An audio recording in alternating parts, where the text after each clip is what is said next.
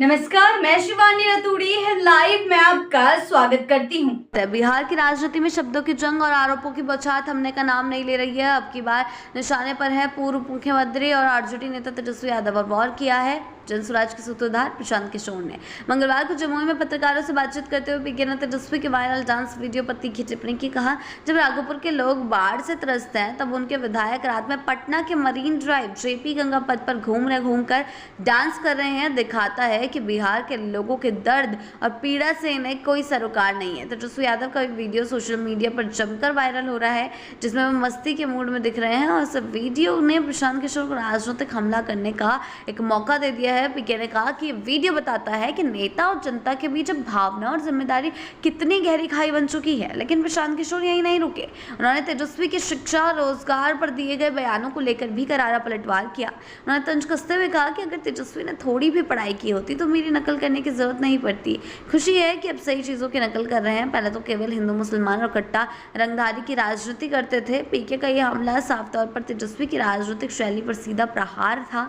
जनसभा को संबोधित करते हुए प्रशांत किशोर ने महागठबंधन के मंच से पीएम मोदी को दी गालियों और पलटवार में मोदी द्वारा राहुल लालू को गाली देने के प्रवृत्ति को भी आड़े हाथों लिया। उन्होंने कहा कि बिहार की जनता इस गाली पलट गाली की राजनीति से अब उब चुकी है। तेजस्वी राहुल को भेजेंगे गाली देने, मोदी जी आएंगे तो जवाब में उन्हें और लालू जी को गाली देंगे। लेकिन कोई नहीं बताएगा कि बेरोजगारी कब खत्म होगी, बिहार के बच्चों को अच्छी शिक्षा कब मिलेगी और ये राज्य कब अपने युवाओं का पलायन रोक पाएगा। ये सब पीके का कहना है।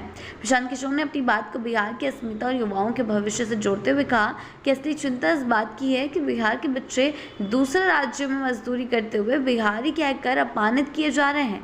गालियां तो दिल्ली पटना की सियासत में चलती रहेंगी, लेकिन बिहार का आम युवा आज देश भर में थप्पड़ खा रहा है। इस बार बिहार की जनता उन थप्पड़ों की गूंज को सुनेगी और उसी के आधार पर फैसला करेगी। उन्होंने जोर देकर कहा, प्रशांत किशोर की टिप्पणियां केवल राजनीतिक कटाक्ष नहीं थी, बल्कि एक गंभीर सामाजिक सवाल भी उठा गई कि क्या बिहार की राजनीति अब भी केवल जाति भावनाओं पर आपसी द्वेष पर चलेगी या वक्त है असल मुद्दों की बात करने का। बिहार बदलाव यात्रा के दौरान पीके लगातार कोशिश कर रहे हैं कि राज्य की राजनीति को एक नई दिशा दी जाए जो असल समस्याओं की बात करे, शिक्षा, रोजगार, स्वास्थ्य और प्रशासनिक जवाबदेही। लेकिन राजनीति के मौजूदा परिदृश्य में जहां गालियां, वीडियो और तंज ही प्रमुख हथियार बन चुके हैं, ऐसे में बदलाव की कोशिश कितनी कामयाब होगी ये तो वक्त ही बताएगा। फिलहाल तेजस्वी का डांस वीडियो और पीके का तंज बिहार की सियासत को गरमाने के लिए काफी है।